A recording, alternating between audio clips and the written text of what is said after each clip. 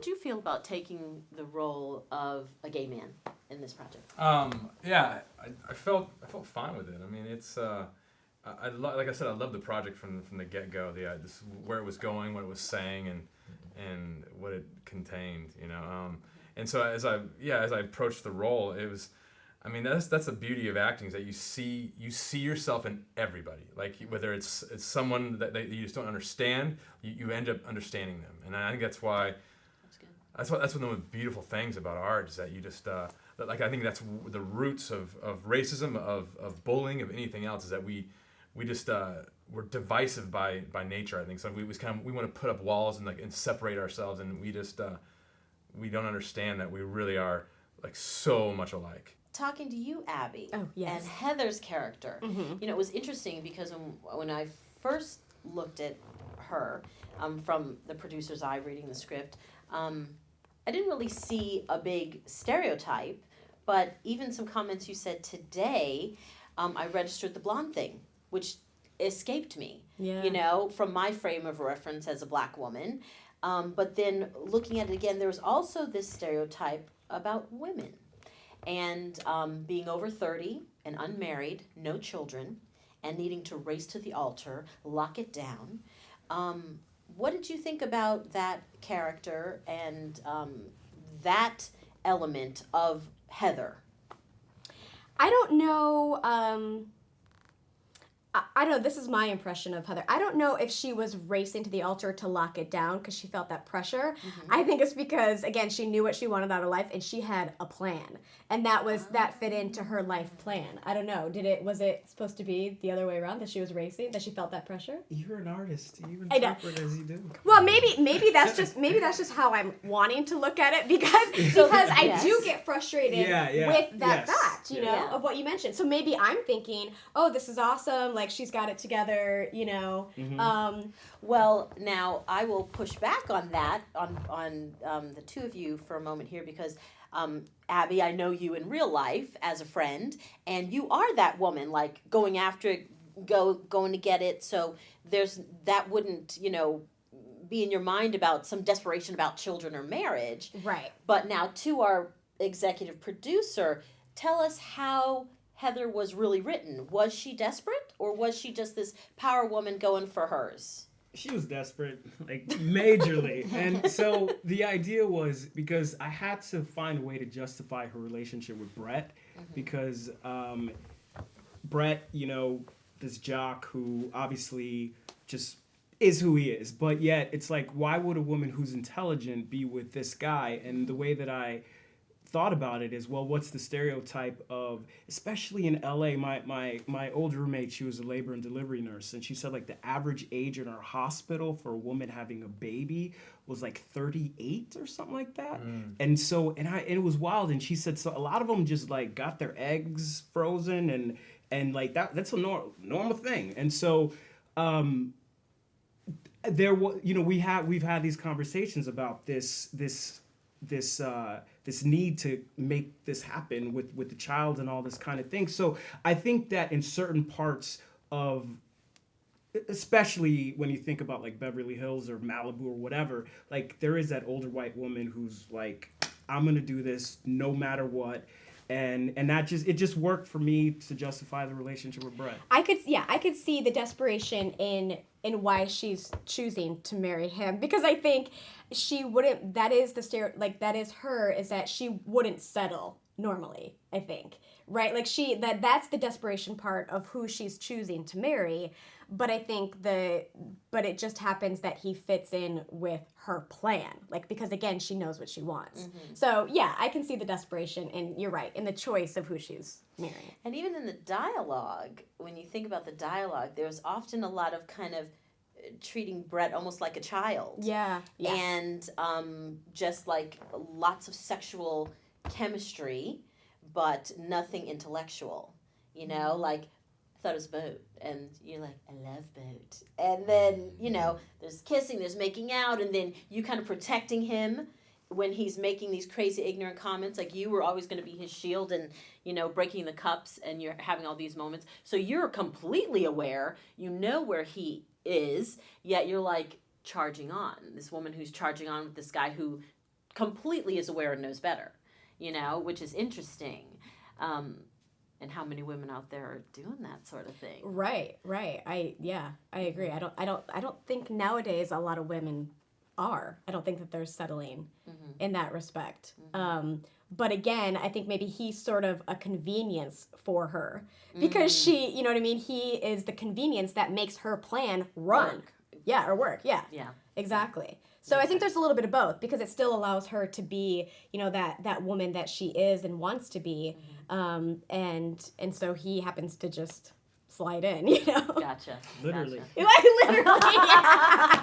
A lot. According to the script, it happens a lot, yeah. Talk to me a little bit about that kind of connection and, you know, how that plays in as far as neatly dressed, smart, and sharp. So you must be gay. You, masculine, you know, manly. There's no way you could be gay. You know, and those, how that continues to put people in a box and, you know, your experiences with that. I don't know. I just think it's interesting how we have these like stereotypes of like what we think gay is, and I have I do stand up and I have a joke where I talk about the Indiana law about, you know, there's an Indiana law and them having the Religious Freedom Act and they can discriminate against people. But part of me was like, you never think about, well, how can they tell these people are gay? Like if they don't make out, like if they don't just like make out at dinner, which I don't know who's really doing that. Right. Like how are they deciding you can't come in here or you can't, you won't be served? I'm like, are gay people really making out at dinners like this? Like they had to like really address it. And so I'm like, maybe are they judging people for how they look, they dress, you know, all these stereotypes, and I just thought it was really, really interesting. But I thought it was also cool. My jokes. I thought it was cool because I was like, I can now go to Indiana with a really good friend of mine and go to a really expensive restaurant, and when we can't pay for the bill, we can just make out and get kicked out. I was like, all right, the bill come. I'm like, if they drop the bill, I'm like, kiss me. Just do it. I'm like, oh, kiss me.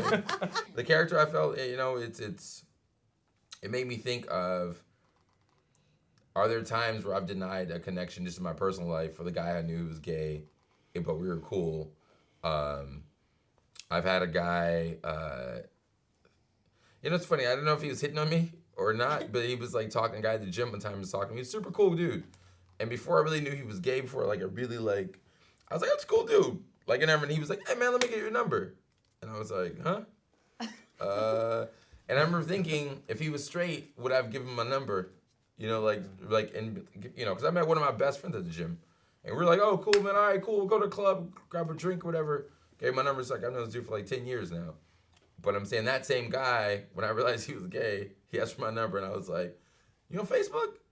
Like, I'll catch you on Facebook. But it made me think, though, what are my prejudices in terms of that, like, not giving this guy a chance? I am assuming that he wanted to hook up with me. I'm like, he might have just wanted to be, like, a cool friend, like, same, you know, like, it's not like they don't, like, straight guy and gay guy can't be friends. Right. You know, but I'll automatically assume, because of my ego, this dude wants me. There again, there's another stereotype in that with white people trying to be black. You know, and how people look at them and the little nicknames they give them and what that means for them, that, you know, their hood or whatever.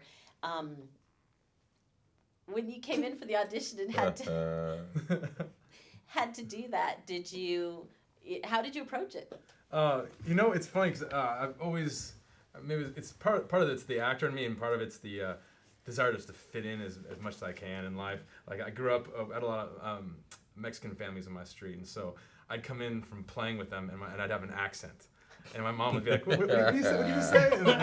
And then I had a lot of black friends growing up, and there was this a sense, I don't know what it was. There's like a sense of like, oh, the black people are the cool people, you know, like they know like they're the best at sports, the fashion, and they just know like what's cool, and so I, like a lot of people in my school, we would talk that way sometimes. We would check ourselves, you know, but like because you don't want to insult somebody and look like you're trying too hard, but at the same time you want to fit in. So there's this you know, and so even growing up, and you know, yeah, it just it's a thing that you just want to be able to relate in every way possible. So we are coming close to our time, so I just wanted to give you guys a moment for any final thoughts about the project, if any comments you want to make about Stereotypes, your experiences, what have you.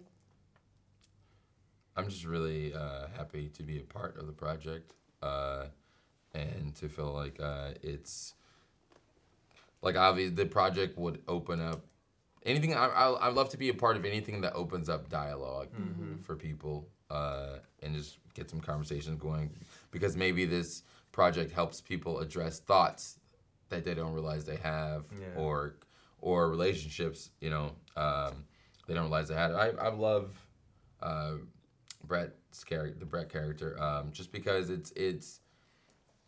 I love the no filter.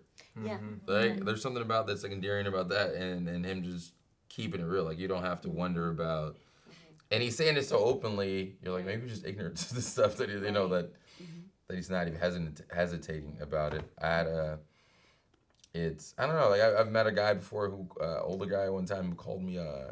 He was like referring to me as colored to my face, and I was like, but he was saying it so openly that I was like, I can't even mad at him, right?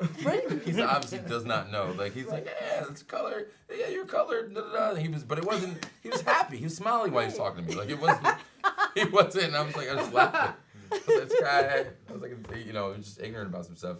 But it was also, I don't know. I don't mind that stuff. Like I have friends that I have white friends who literally just will ask me like one-on-one, we're having a beer, like, yo, Murph, is it cool if I don't know about this word or that? And they're like, it's so endearing. They're like, yo, Murph, but I don't know. Like, I'm like, so I had my dad one time, we spoke about, he was like, oh, I feel like white people, sometimes they know this stuff and they still just say it even though they know it's wrong. And I'm like, that happens sometimes, yes, but I'm like, there's some people who just don't, they're just ignorant about it. And I'm like, Dad, you used to call Asian people Oriental all day, like when we were young. You just thought it was cool. Like when I was young, he used to always say that. Like, like my mom, like, oh, everybody was Chinese. No matter where, if they're Asian, she'd be like, oh, Chinese. But I'm like, you didn't know Oriental is like an object, like a rug. Like it's not, you don't call people that, but that was so ingrained in him. I'm like, now if you said that, I'm like, you didn't feel uncomfortable enough about that word to not say it in front of an Asian person. You thought that was cool. I was like, and I think that happens also with the races. With they just don't know. Like, oh, I think it's the right word to say or whatever, and think they're being appropriate. And I'm like, until you get educated and you try to change it, I guess. So. Yeah, it was refreshing being a part of a project like this, because I've worked in a lot of projects and you just don't feel like you're having fun sometimes, but sometimes it's just work and you're we were cracking up. It was so much fun, and in addition to that, you're doing something that feels like it has a purpose behind it too, rather than just like, oh yeah, this is just supporting all the stereotypes that are out there, or this is just encouraging bad behavior in society. So I liked it. Well, we're going to call this session a wrap. Thank you guys so much for being here, sharing your insights and some really interesting perspectives. I actually learned a couple of things today myself. So great job, and give yourselves a hand.